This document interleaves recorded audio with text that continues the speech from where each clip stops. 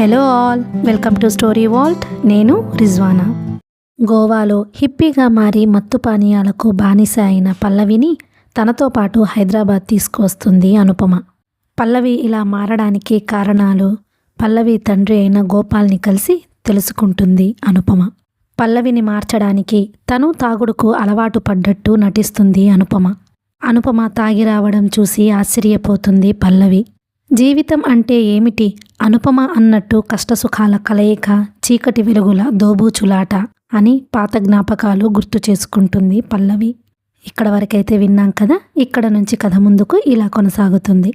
జీవితం జీవించడానికి తన తల్లి తన కోసం బ్రతికింది.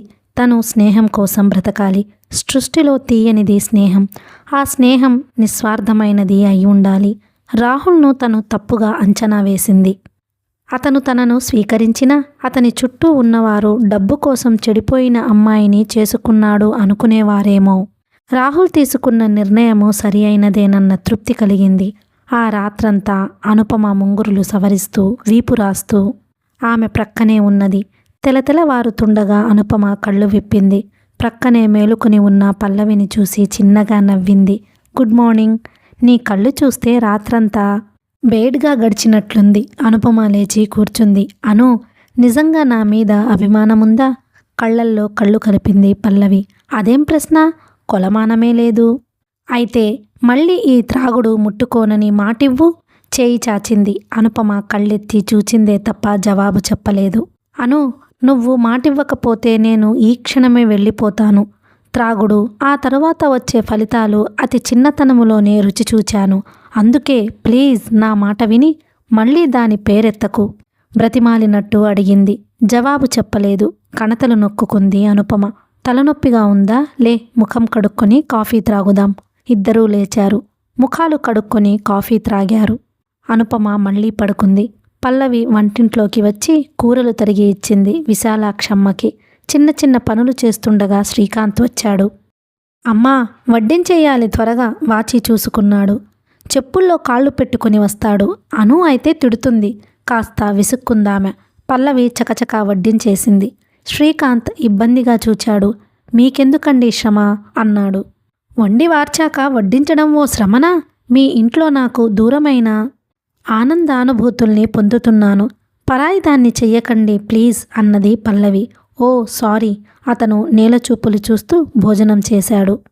చక్కనమ్మ చిక్కిన అందమే అంటారు. అనుపమ కలకత్తా చేనేత చీర కట్టుకున్న అందంగానే ఉంది. అతను చేయి కడుక్కుంటూ థ్యాంక్స్ అని వెళ్ళిపోయాడు. అనుపమకు నీళ్లు తోడి తీసుకువచ్చింది. స్నానాలు ముగించారు ఇద్దరు. అను, నన్ను ఉండమంటావా వెళ్ళమంటావా? నీ ఇష్టం అన్నది ముఖం తిప్పుకొని. అంటే నువ్వు త్రాగి తందనాలాడతామన్నమాట. నువ్వాడగా లేని తప్పు నేనాడితే ఉందా? సుఖాన్ని వెతుక్కుందాం చెలి అన్నది వెటకారంగా. పల్లవి కోపంగా వెళ్ళి తన ప్యాంటు కోసం వెతికింది. పల్లవి, ఒక షరత్తు మీద త్రాగడం మానేస్తాను. అనుపమ దయతలిచినట్టు అన్నది. ఏమిటో సెలవివ్వు. నువ్వు మామూలుగా ఉండి డాడీని ఊరడించాలి. ఆయన ఆరోగ్యం ఎంతగా దిగజారిందో నువ్వెరుగవు. పల్లవి, ఆయన పొరపాటే చేశారు. దానికి ఇన్నేళ్లు క్షోభ అనుభవించారు. చాలదా? పల్లవి మాట్లాడలేదు. మౌనం అర్ధాంగీకారంగా భావించింది అనుపమ. ఇద్దరూ ఆ విషయం మర్చిపోయినట్టు పలహారాలు చేశారు. మధ్యాహ్నం వరకు పల్లవి మళ్ళీ నిర్లిప్తంగా నిరాశగా చూస్తూ కూర్చుంది. అనుపమ ఈరోజు ఆమె ఎదుట కూర్చొనే త్రాగేసింది. ఆ రోజు అక్కడ జరిగిన గందరగోళం అంతా ఇంతా కాదు. అమ్మా తల్లి, మా చెల్లిని వదిలి వెళ్ళితే మీకు మీ పెద్దలకు దండం పెడతాను. శ్రీకాంత్ కోపంగా అరిచాడు. అను, అలాగే, రేపు వెళ్ళిపోతాను. తల వంచుకుంది పల్లవి. ఇష్టం లేని పెళ్ళి చేయాలనుకుంటే నిలిచి పోరాడాలి గాని ఇదేం పని? ఇదంతా తన కోసం ఆడే నాటకం కాదు కదా. ఆమె హృదయం ఆర్ద్రమైంది. అను, అను, సృష్టిలో తీయనిది స్నేహమే అను. నీ చల్లని స్నేహమే అనుకుని కన్నీరు ఒత్తుకుంది. పల్లవి అనుపమ వెళ్ళేసరికి గోపాల్ గారు ఎవరితోనో మాట్లాడుతున్నారు. చీరలో కుదురుగా ముస్తాబైన కూతుర్ని చూచి ఆయన కళ్ళు మిలమిలలాడాయి. మేం లోపల కూర్చుంటాం అంకుల్. అనుపమ పోబోయింది. పల్లవి మాత్రం అవతల వ్యక్తి వైపు ఆశ్చర్యంగా చూసింది. పర్వాలేదు రండమ్మా, మా లాయర్ పాణిగ్రాహి అని పరిచయం చేశాడు. ఓ మీరా మామా నవ్వుతూ హిందీలో పలకరించింది పల్లవి. నేనే. నీ ఆరోగ్యం ఎలా ఉంది పల్లవి? చాలా బావుంది అన్నది. ఇద్దరూ వెళ్ళి గోపాల్కు చెరోవైపు కూర్చున్నారు. గోపాల్ కూతురి భుజాలు పట్టి దగ్గరకు తీసుకుని ఫలభాగం చుంబించాడు. ఇద్దరి కళ్ళు అశ్రుత పూరితులయ్యాయి. మీ పాణిమామ ప్రాక్టీస్ వదిలి పెట్టాడమ్మా. ఇంకా ఏదో కొత్త కార్యక్రమం ప్రారంభిస్తాడట గోపాల్ నిష్ఠూరంగా చెప్పాడు. మా రంగంలో అబద్ధాలు ఆడాలి, ఆడించాలమ్మా. లేకపోతే చాలా కష్టం. అవి రెండూ చెయ్యలేకపోతున్నాను. ఎక్కడ చూసినా బడులు, ఆశ్రమాలు ఉన్నాయమ్మా. వృద్ధులకు పునరావాస కేంద్రం పెట్టాలని ఉంది. ఎక్స్టెండెడ్ ఐడియా అన్నది పల్లవి. కనీసం నువ్వైనా చాదస్తం అని తీసివేయలేదు. థ్యాంక్స్. మీ నాన్నగారిని మంచి స్థలం చూపించమని అడుగుతున్నాను. తప్పకుండా చూసి పెడతారు. ఏం డాడీ? ఆమోదించినట్టుగా ఆమె భుజం నొక్కాడు. ఆ రోజంతా నలుగురు అక్కడ భోజనాలు చేసి సరదాగా గడిపారు. కాసేపు పేకాడారు, కాసేపు కబుర్లు చెప్పుకున్నారు. సాయంత్రం టీ త్రాగాక తను వెడతానని లేచింది అనుపమ. ఉండమ్మా, వదిలి వస్తాను. 4 రోజులుంటే సంతోషించేవాడిని అన్నాడు గోపాల్. ఈ మహాతల్లి వచ్చిన దగ్గర నుండి విద్యార్థులకు సరిగ్గా పాఠాలు చెప్పనే లేదు అంకుల్. సెలవుల్లో వస్తాను కదా, తప్పక రా తల్లి. ఆయన బట్టలు వేసుకున్నాడు. అతనితో ఒంటరిగా వెడితే పల్లవిని ఎంత జాగ్రత్తగా చూసుకోవాలో చెబుతుంది. లేకపోతే మళ్ళీ ఆ అవకాశం రాదు. అమ్మకు, శ్రీకాంత్ గారికి, నాన్నగారికి నమస్కారాలు అందజేయి అన్నది పల్లవి. డిక్కీ నిండా అవే ఉన్నాయని చెబుతాను నవ్వింది అనుపమ. శ్రీకాంత్ ఎవరు పల్లవి? పాణిగ్రాహి అడిగాడు. అనుపమ అన్నయ్య మామ. ఎంత గంభీరంగా ఉంటాడో అంత కోపిష్టి కూడాను అన్నది. అతను తల పంకించాడు. ఇద్దరూ తోటలోకి వెళ్లారు. అతను బోగన్ విల్లాలు మైమరిచి చూచాడు. విరగబూచాయి. గులాబీలు తరుణీ పువ్వులా కనిపించాయి. ఈ స్థలం ఏమిటి పల్లవి? ఇది తాతయ్య అయాంలో గుర్రాల శాల. ఈ ప్రక్కన సర్వెంట్ క్వార్టర్స్. వాడుకలేక శిథిలావస్థలో ఉన్నాయి. అందుకే మామ, మనిషికి అవసరమైనంతే ఉండాలి. తను చూచుకోలేని ఆస్తులెందుకో అర్థం కాదు. మనిషికి ఉంటే బలం, పశువుకి తింటే బలం అంటారు మరి. మనిషి పశువును మించిపోతున్నాడు మామ అన్నది విచారంగా నిట్టూరుస్తూ. ఆమెకు పీడకల లాంటి జైలు జీవితం గుర్తుకు వచ్చింది. ఈ అత్యవసర పరిస్థితుల్లో నీలాంటి వారెందరో బలి అయ్యారు పల్లవి. మనము అదృష్టవంతులం. మానసికంగా నలిగిపోయినా శారీరకంగా ఆరోగ్యంగా వచ్చాం. మరికొందరు ఆరోగ్యం, ఆస్తులు, మానసిక బలం అన్నీ కోల్పోయి దీనులుగా బ్రతుకుతున్నారు అన్నాడు ఓదార్పుగా. ఎందుకు మనిషికింత అధికార దాహం మామా? పురాణ ఇతిహాసాలు చదివావు కదూ. ఎక్కడ యుద్ధం జరిగినా కొందరి అధికార దాహం కోసమే కదా. కురుక్షేత్రం తీసుకో. అదే మామ, ఎందుకు మానవత్వం మరిచిపోతున్నారు? ఒక స్త్రీ పాలనలో మరో స్త్రీకి శీలరక్షణ, ప్రాణరక్షణ లేదనుకుంటే రక్తం కుతకుతలాడిపోతోంది. మారణహోమం చేసి ఈ యంత్రాంగాన్ని ప్రజాప్రతినిధులకు తగలేయాలనిపిస్తున్నది అన్నది ఆవేశంగా. పెరుగుట విరుగుట కొరకే అన్నారమ్మా. ఒకనాడు అలాంటిది జరుగుతుంది అన్నారాయన. ఇద్దరు తోటలోని సిమెంట్ చప్టా మీద కూర్చొని చాలాసేపు మారుతున్న రాజకీయ పరిస్థితులు చర్చించుకున్నారు. చీకటి పడ్డాక లేచారు. పల్లవి ఒక ప్రతిపాదన పెట్టింది. ప్రస్తుతానికి ఈ సర్వెంట్ క్వార్టర్స్ అవసరాలు మీ ఆశ్రయానికి వాడుకుంటేనే బావుంటుంది. కానీ మీకు డిస్టర్బ్ కాదా పల్లవి? డిస్టర్బ్ కాదు గాని కాస్త నన్ను నేను మర్చిపోవడానికి వీలుంటుంది. ప్లీజ్ మామ, ఇక్కడే ప్రారంభించండి అతని చెయ్యి పట్టుకుని అర్థించింది. అలాగేనమ్మా, గోపాల్ గారిని అడుగుదాం అన్నాడు. డాడీ మాత్రం ఎందుకు కాదంటారు? నేను మీతో పాటే పనిచేస్తాను. నేను పోగొట్టుకున్న ఆనందం, శాంతి ఆర్తుల దగ్గర దొరుకుతుందేమో అని ఆశ. అతను మౌనంగా ఆమె భుజం తట్టాడు. ఇద్దరూ వెనక్కి తిరిగి వచ్చారు. పనివాడు భోజనానికి పిలిచాడు. అయ్యగారు రాని అన్నాడు పాణిగ్రాహి. ఆహా, నేను పెళ్లి చేసుకుని ఉంటే ఇలాంటి కూతురుండేది. ఒంటరివాడిని అయ్యేవాడిని కానని మిమ్మల్ని చూస్తే చాలా జలసీగా ఉంది. ఇక నుండి పల్లవి నీకు ఆత్మీయురాలే పాణి. చూడమ్మాయి, మీ నాన్నే నాకీ హక్కు ఇచ్చాడు. నీ ఆత్మీయత ఏమిటో అడిగి మరీ తీసుకుంటాను అన్నాడు పాణి. టీ తెస్తాను. పల్లవి లోపలికి వెళ్ళింది. పాణి, అమ్మాయిని శాసించడం, ఆదేశించడం నా వల్ల కాదు. ఆమె వివాహ విషయం ఏం చేద్దాం? మీరేం కంగారు పడవద్దు. అనుపమ అన్నను కదిలిస్తాను. ఇప్పుడే కాదు అన్నాడు. అంగీకరిస్తారంటావా? అనుమానంగా అడిగాడు. అందుకే కొంత సమయం కావాలంటున్నాను. సంస్కారం కల కుటుంబంలా అనిపించింది. కాస్త విశాల దృక్పథం ఉంటే చాలు. అమ్మాయి తెలిసి చేసిన తప్పు కాదు కదా. ఎంతోమంది అమ్మాయిలు యవ్వనంలో కళ్ళు మూసుకుపోయి విశృంఖలంగా తిరిగి మళ్ళీ వివాహాలు చేసుకుంటున్నారు. ఇది అలాంటిది కూడా కాదు. అంతా నీకు వదిలేస్తున్నాను. నాకు ఆలోచించే శక్తి కూడా లేదు పాణి.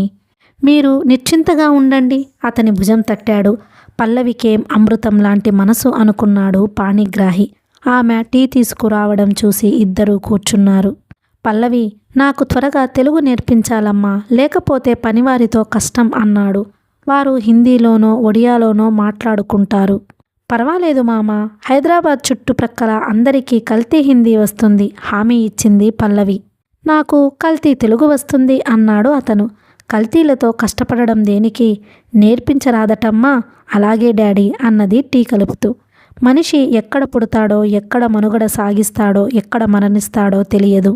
జీవన వాహినిలో ఎక్కడ ఆధారం దొరుకుతుందో, ఎక్కడ ఆగిపోతామో తెలియదు. 2 నెలల్లో వృద్ధుల పునరావాస కేంద్రం తయారయ్యింది. 25 మందిని తీసుకున్నారు. 16 మంది పురుషులు, 9 స్త్రీలు. ఒక్కసారి హాస్టల్లో ఉండే వాతావరణానికి అలవాటు పడాలంటే కష్టమే మరి. ఒక స్త్రీ ఏదో పేచీ పెడుతుంది. పల్లవి ఆమెకు నచ్చజెబుతుంది. రంగడు వచ్చాడు. అమ్మాయి గారు, నాన్నగారు పిలుస్తున్నారు. పల్లవి ఆమెను వదిలిపెట్టి తండ్రి దగ్గరకు వచ్చింది. అతను కేబుల్ ఆమె చేతిలో పెట్టారు. Mummy serious, wants to see you Pawan అని ఉంది. తండ్రి వంక చూచింది. అతని ముఖాన విషాద ఛాయలు అలుముకున్నాయి. వెళ్ళిరండి డాడీ, ఆ వాతావరణం పడకపోతే పిన్నిని ఇక్కడికే తీసుకురండి అన్నది. అవును గోపాల్ గారు, పల్లవిని నా కూతురులా చూచుకుంటాను పాణిగ్రాహి హామీ ఇచ్చాడు. అంతకు క్రితమే వెళ్లే ఏర్పాట్లు పూర్తి చేసుకున్నందువల్ల అతను తారీఖు మాత్రం ఫిక్స్ చేయవలసి వచ్చింది. పల్లవి వెళ్ళి పిన్నికి, తమ్ముడికి, అమెరికన్ మరదలకి, పాపకు కానుకలు కొన్నది. సీరియస్గా ఉందంటే ఈ కానుకలన్నీ ఎందుకమ్మా? పిన్నికి మిమ్మల్ని చూడాలని ఉండి కూడా కాస్త సుస్థికి టెలిగ్రామ్ ఇవ్వవచ్చు కదా అన్నది. అదే నిజమేననిపించింది. శుక్రవారం సాయంత్రం పాణిగ్రాహి, పల్లవి, అనుపమ వెళ్ళి గోపాల్ను ఎయిర్పోర్ట్లో వదిలారు. ప్లేన్ కదిలాక పల్లవి కళ్ళు ఒత్తుకుంది. నో డియర్, నువ్వలా ఏడ్చావంటే నన్ను అవమానించినట్టే. అనో డియర్, ఓసారి మీ శ్రీకాంత్ని దర్శనం చేయించు పాణి అడిగాడు. అలాగేనండి అన్నది అనుపమ. ముగ్గురు ఇంటికి వచ్చారు. పల్లవి దిగులు పోగొట్టాలని దారి పొడవునా వచ్చి రాని తెలుగు మాట్లాడి నవ్వించాడు పాణి. అనుపమ వెళ్ళిపోయింది. పాణి వృద్ధుల నివాస గృహాల వైపు వెళ్ళాడు. అతను తిరిగి వచ్చిన పల్లవి అక్కడే కూర్చుంది. పల్లవి, లేమ్మా, నా కోసం కట్టుకున్న క్వార్టర్ పూర్తి అయ్యింది. వెళ్ళిపోదామంటే ఎప్పటికప్పుడేదో అవాంతరం వస్తుంది. గోపాల్ గారు వచ్చే వరకు అది సాధ్యపడదు నిట్టూర్చాడు. ఇక్కడ కష్టంగా ఉందా మామ? పల్లవి కాస్త బాధపడింది. అతను నవ్వాడు. కాదమ్మా, మీకు భారంగా ఎన్నాళ్ళుండాలి? ఇప్పటికే నీ సాయం చాలా పొందాను. నేను అనుకున్న ప్రణాళికకు మరో 2 ఏళ్ళు సమయం పట్టేది నువ్వు సహకరించకపోతే అన్నాడు నిజాయితీగా. ఏముంది మామా, నాది నీది అనే స్వార్థంతోనే మనిషి దిగజారిపోతున్నాడు. మనం వెంట తీసుకుపోయేది ఏముంది? మీరు మరో ఆలోచన పెట్టుకోకండి అన్నది ఆజ్ఞాపిస్తున్నట్టు. అది నీ మంచితనం. రేపు మీ పిన్నిగారు వస్తే అంగీకరిస్తారా అన్నాడు నమ్రతగా. పిన్ని వస్తుందా? నాన్నగారి ఉద్దేశం తీసుకురావాలనే. ఆయనకు వృద్ధాప్యంలో తోడు అవసరం ఉంటుంది పల్లవి. పిన్ని రావద్దని నేను అనటం లేదు. 2 నిమిషాలు మౌనంగా గడిచాయి. ఒక్క సహాయం చెయ్యగలరా? చెప్పు పల్లవి. తన గదిలోకి పోబోయి పాణిగ్రాహి ఆగాడు. ఇక్కడి విషయాలు, ఈ వృద్ధుల గొడవ పిన్నికి నచ్చకపోవచ్చు. మళ్ళీ ప్రశాంతంగా ఒక వరవడిలో సాగిపోయే జీవితానికి అడ్డంకులెందుకు అన్నది. ఆ విషయం నాన్నగారొచ్చాక ఆలోచించుదాం అన్నాడు. ఉదయం లేస్తూనే పాణిగ్రాహి వాకింగ్కి ఇష్టం ఉన్న వారిని తీసుకువెడతాడు. ఆ తరువాత స్నానాలు, ప్రార్థన, పండ్ల రసమో పాలో తీసుకోవాలి. కానీ అధిక సంఖ్యాకులు టీలు, కాఫీలే కావాలంటారు. 2 పని మనుషుల సహాయంతో కాఫీలు, టీలు ఇచ్చేస్తాడు. 1-2 పాలు త్రాగేవారుంటే వారికి అది ఇచ్చి, చదువగలిగిన వారికి వార్తాపత్రికలు, వారు కోరిన పుస్తకాలు ఇచ్చేస్తాడు. చదువురాని వారు ద్రౌపది కుంజును ఆనుకుని ఉన్న పొలాల వైపు వెడతారు. స్త్రీలు కబుర్లతో కాలక్షేపం చేస్తారు. 10:30కు భోజనాలు. అక్కడా పేచీలే. ఒకరికి దొండకాయ ఇష్టం, మరొకరికి బెండకాయ ఇష్టం. ఒకరికి అన్నం ముద్దగా కావాలి, మరొకరికి పొడి పొడిగా ఉండాలి. మధ్య రకంగా వండి నచ్చజెప్పేసరికి తాతలు దిగి వస్తారు. భోజనానంతరం విశ్రాంతి తీసుకుంటారు. ఆ తరువాత కబుర్లు. విద్యాధికులు అయిన వారు ఏదో గ్రంథం తీసుకొని చదివి అందరికీ వినిపిస్తారు. 3:30-4 ప్రాంతాలలో పండో ఏదైనా పలహారము స్వల్పంగా ఇస్తారు. ఆ తరువాత బయటికి వెళ్ళటమో తోటలో తిరగటమో చేస్తారు. శనివారం సాయంత్రం భోజనం బదులు అందరికీ పాలు ఇచ్చి ఆధ్యాత్మికపరమైన ఉపన్యాసాలు ఎవరినైనా పిలిచి వారి చేయిప్పించేవాడు. అక్కడ కొన్నిసార్లు భాష సమస్య వచ్చేది. ఒకరిద్దరే ఉన్నారు కాబట్టి సరిపెట్టుకున్నారు. రాత్రి భోజనాలు కాగానే పడకలు వేస్తారు. సొంతంగా అన్ని పనులు చూచుకుంటాడు పాణిగ్రాహి. అతను ఎవరైనా నిందిస్తే బాధపడడు, పొగిడితే ఉప్పొంగిపోడు. ఒకే రకంగా చిరునవ్వు నవ్వుతాడు. పల్లవి మధ్యాహ్నాలు వెళ్ళినా చికాకుగా తిరిగి వచ్చేస్తోంది. మన దేశంలో పాలకులకున్న అవలక్షణాలన్నీ ప్రజలకున్నాయనిపిస్తుంది ఆమెకు. ఆ రాత్రంతా తండ్రిని పినతల్లిని గుర్చి ఆలోచించిన ఆమె ఆలస్యంగా లేచింది. పాణి అప్పటికే వెళ్ళిపోయాడు. టీ త్రాగి బయటికి వచ్చింది. తోటలో సాయంత్రాలు కూర్చునే మంటపం లాంటి స్థలంలో ప్రార్థనకు ఏర్పాటు చేశారు. ఈ పాటికి ప్రార్థన స్థలం నుండి తిరిగి రావలసిందే. రాలేదేమా అని అక్కడికి వెళ్ళింది పల్లవి. మాకు దానం ధర్మం చేసినట్లు మాట్లాడుతారేం? ప్రభుత్వం మాకిచ్చిందే మీరు పెడుతున్నారు. అందరికీ ఒకేలాంటి కాఫీ ఇస్తారా? ఓ ముసలాయన అరుస్తున్నాడు. అవునమ్మా, మేమంతా మంచి కుటుంబాల నుంచి వచ్చాం, ఇంకో వృద్ధుడు అరిచాడు. బంధువులింట్లో బాధలు పడ్డా గుడ్డో ఎముకో దొరికేది. ఇదేం చప్పిడికోడు? ముసలమ్మ మూతి తిప్పింది. పాణిగ్రాహి గ్రహించిన తెలుగులో వాళ్లకు జవాబు చెప్పలేడు. అసహాయంగా చూస్తున్నాడు. ఏమిటి బామ్మగారు? పల్లవి కలగజేసుకుంది. ఆమె బాధ విన్నది. ఈ పప్పు కూరలు తింటే కాళ్ళు చేతులు లాక్కుపోతున్నాయి. గుడ్డో చేపో ఇస్తే ఆ ప్రక్కన వండుకుంటాం. నేను శాకాహారమే తింటాను, నా కాళ్ళు చేతులు బాగానే ఉన్నాయి. తీక్షణంగా చూడబోయింది. పాణి ఆమె భుజం మీద చేయి వేసి ఆపాడు. సరే, మీ గ్రాంటు రాలేదు. వచ్చాక ఇక్కడ ఉండి ఆ డబ్బుతో ఎవరిది వాళ్ళు వండుకుందురు గాని అన్నది. ఆ మాటన్నావు బావుంది, అంగీకరించారు. ఏదైనా తేడా వస్తే నిలబడి వాదిస్తారు గాని తమ బట్టలు తాము ఆరవేసిన దగ్గర నుండి తెచ్చుకోలేరు. అందరూ ఒకేలా ఉండరు. 25 మందిలో పరమేశ్వరం గారు పరమ సాధువు. తన పనులే కాక మొక్కలకు పాదులు చేస్తాడు. వద్దు తాతగారు, మాలి ఉన్నాడుగా, పల్లవి వారించేది. నాకు తోచాలి కదమ్మా, బోసినోటితో నవ్వేవాడు. అతను తనకొచ్చే పింఛను కూడా మూమ్కే ఇస్తాడు. మీరు పలహారం చేద్దురుగాని రండి, పాణిని పిలిచింది పల్లవి. అతను వచ్చాడు. ముదిమి పసితనంతో సమానం పల్లవి. వారి చాదస్తాలు పట్టించుకోవద్దు అన్నాడు బల్ల దగ్గర కూర్చుంటూ. చాదస్తం కాదు, పొగరు కాదు, మనిషి కొంత జీవిత సత్యాన్ని జీర్ణించుకోవాలి. అది వ్యామోహం పెంచుకొని పెరిగిన వారు మొదటి దెబ్బ వారికి ఇక్కడ తమదంటూ ఏమీ ఉండదు. సాధించడానికి ఎవరూ ఉండరు. 25 మందిలో ఒకరు అనుకుంటే వారి ఇండివిజువాలిటీ దెబ్బతింటుంది. అది మనం అర్థం చేసుకోవాలి పల్లవి. అతను అనునయంగా అర్థం చేశాడు. ఆమె కప్పు వంక చూసి ఆలోచనలో పడింది. అనుపమ, దుర్గా, బాయమ్మ గారు నడిపే సంస్థ ప్రముఖుల ఆధ్వర్యంలో నడిచేది చూచింది. వాటిలో మనిషిని జీవితంలో వ్యక్తిగా బ్రతకడానికి తయారు చేస్తారు. కనీసం 10 మంది విద్యార్థులతో ఒకడు పైకి వచ్చినా ఆ సంస్థ పేరు నిలబడుతుంది. 4 స్త్రీలు వృత్తి విద్యలు నేర్చుకుంటే సంస్థను గురించి 4కి తెలుస్తుంది. హోమ్ ఫర్ ఎడ్యూ వల్ల ఆత్మతృప్తి తప్ప ఏం మిగలదు. ఏమిటి పల్లవి ఆలోచిస్తున్నావు? ఆహా, ఏం లేదు. తను బ్రెడ్ మురుక్క త్రుంచింది. నాకు తెలుసునమ్మా, పేరు ప్రతిష్టలు ఉపయోగం లేని సేవా సంస్థ స్థాపించడమేమిటా అని అనుకుంటున్నావు కదూ. బడులు, స్త్రీలకు వృత్తి విద్యను నేర్పే కేంద్రాలు చాలా ఉన్నాయమ్మా. లేనివి పెట్టి నిస్వార్థంగా ఉండాలంటే ఇదొక్కటే తగిన మార్గం. అతను ఉపహారం ముగించాడు. అతనితో చర్చిస్తుంటే గంటలు గంటలు తెలియకుండా నడిచిపోతాయి. ప్రాచీన గ్రంథాలు మొదలుకొని మార్క్ గ్రంథాల వరకు ఏదడిగినా చెప్పగలడు. అతను కనీసం రోజుకి 4 గంటలు చదువుతుంటాడు. పల్లవి అతనిలా చదవాలనుకొని విఫలురాలయ్యింది. అతనికి కోపం, ఆవేశం అన్న సంగతులే తెలియవు. ఒక్కొక్కసారి 2-3 రోజులు ఉపవాసాలు చేస్తాడు. ఎందుకలా చేస్తారు అని నిశితంగా గమనించింది. తన మాటల వల్ల ఎవరైనా గాయపరిస్తే తను బాధపడిన ఉపవాసాలు చేస్తాడని అర్థమయ్యింది. అతను వృత్తిరీత్యా న్యాయవాది అనే ఎరుగును, కానీ బహుముఖ ప్రజ్ఞాశాలి, వక్త అని ఇప్పుడిప్పుడే తెలుసుకుంది. తన తండ్రి దగ్గర పొందలేని మనశ్శాంతి, ఆనందం పాణిగ్రాహి సమక్షంలో పొందుతుంది. ఏకాగ్రతగా చదవడానికి ప్రయత్నిస్తుంది. అతని గదిలో లైటు చూడగానే ఆవలిస్తూ కూడా పుస్తకం పట్టుకుంటుంది. మనసు ఇంత తేలికగా ఆహ్లాదంగా ఉంటుందని ఆమె ఊహించనైనా లేదు. పల్లవి, ఈ సేవా సంస్థకి కొంత నిధిని సేకరించాలి. మన ఆశయాలకనుగుణంగా లేనప్పుడు ప్రభుత్వ సహాయం నిరాకరించవలసి వస్తుందేమో. రెగ్యులర్ విజిట్కు డాక్టర్ 400 అడుగుతున్నారు. నర్స్కు 200 ఇవ్వాలి.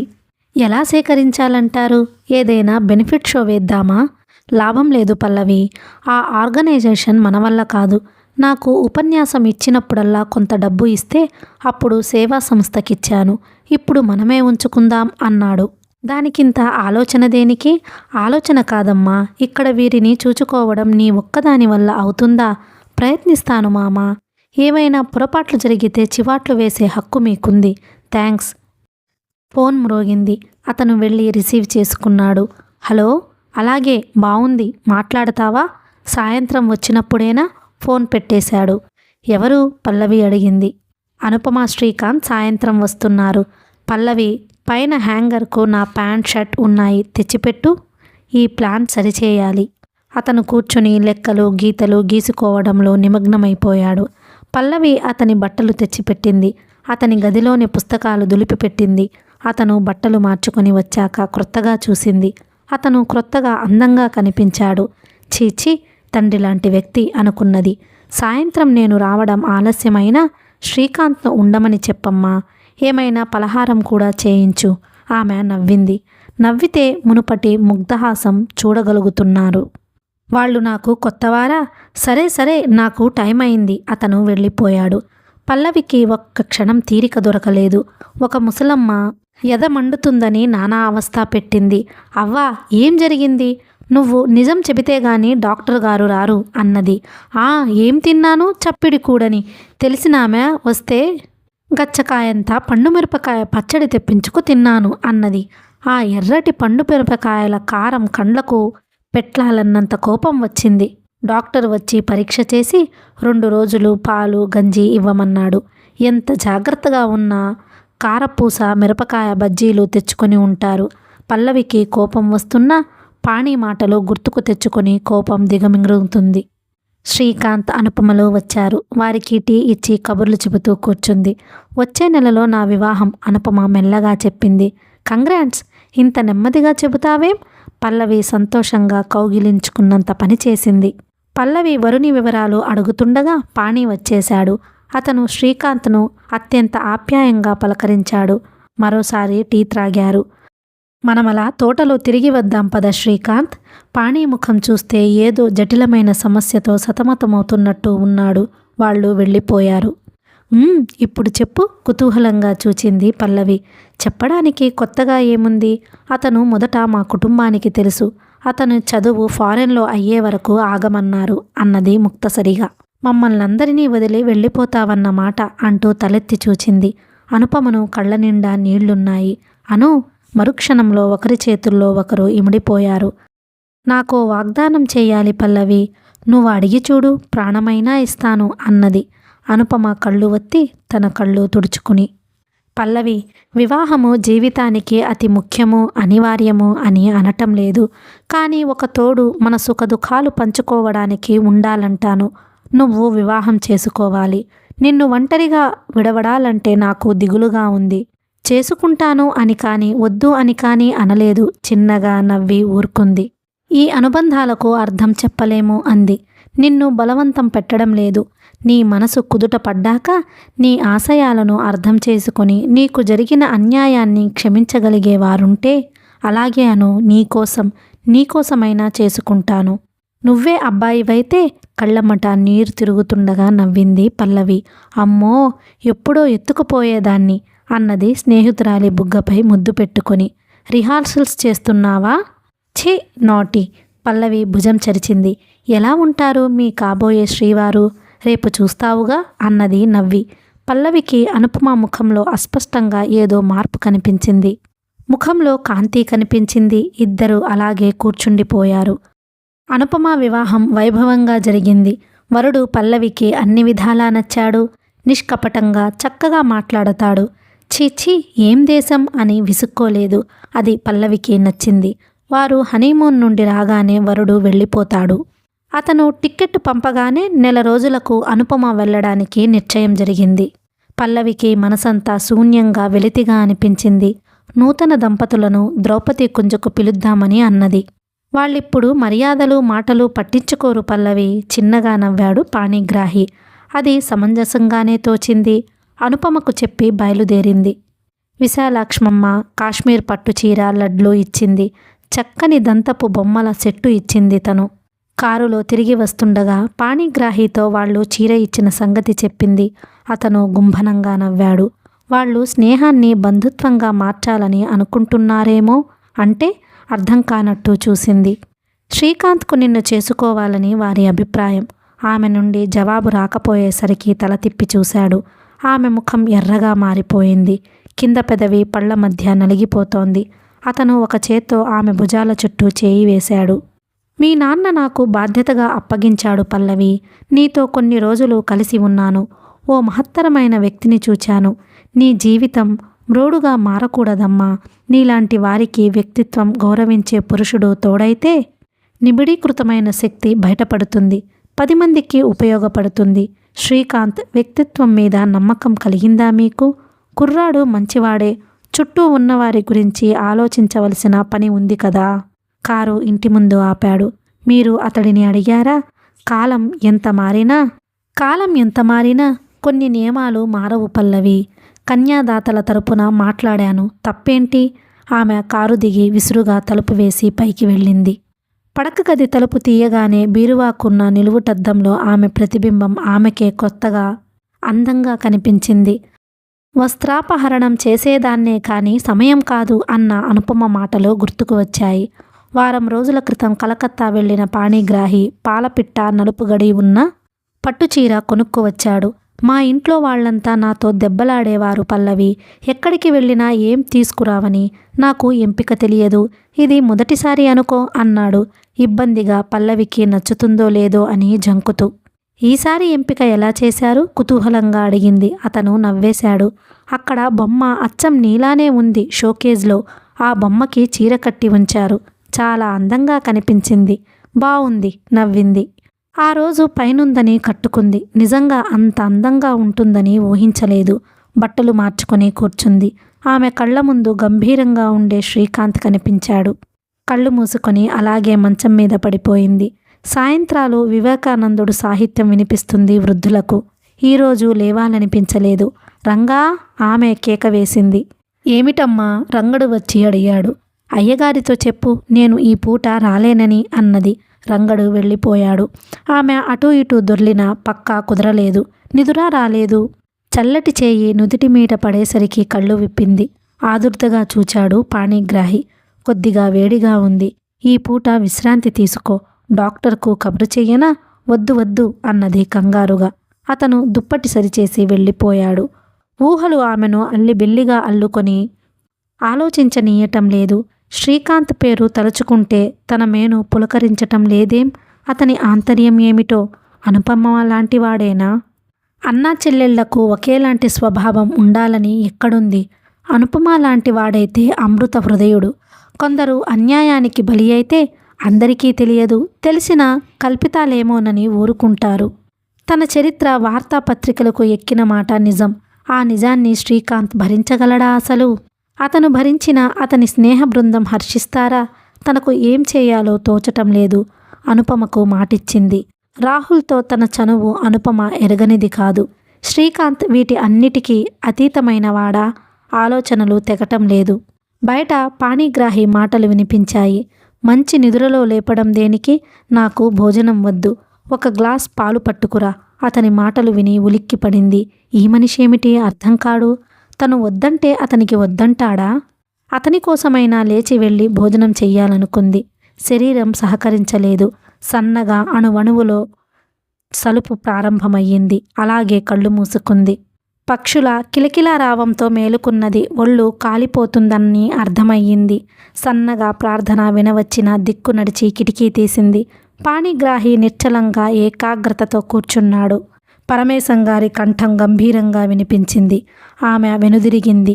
భగవంతుడు, భక్తి అన్న ప్రగాఢ విశ్వాసం లేకపోతే ప్రాతకాలంలో లేచి స్నానం చేసి కాసేపు అలా కూర్చుంటే ఎంతో ప్రశాంతంగా ఉంటుంది. అందుకే త్వరగా లేచింది. పైన నీళ్లు లేవు. క్రిందకి దిగి బాత్రూంలోకి వెళ్ళింది. ముఖం కడుక్కొని స్నానం చేసేసరికి ఎక్కడలేని నీరసం వచ్చింది. కాళ్ళు తేలిపోసాగాయి. అయినా హారతి ఇస్తున్నారు ఎవరో. మెల్లగా మెట్లు దిగి వెనుక వైపుకు వెళ్ళింది. మంటపము మెట్లు ఎక్కబోయింది. కాళ్ళు లేవలేదు. ఒంట్లో వణుకు ప్రారంభమయ్యింది. ఒక్క అడుగు ముందుకు వేసి తూలింది. అమ్మా అనగానే అందరి ఏకాగ్రత చెడింది. పల్లవి! పాణిగ్రాహి రావడం, అతని చేతులలో ఆమె వాలిపోవడం క్షణంలో జరిగిపోయాయి. ఒళ్ళు కాలిపోతోంది. అతను మోకాళ్ల క్రింద మెడ క్రింద చేతులు వేసి ఆమెను ఎత్తుకున్నాడు.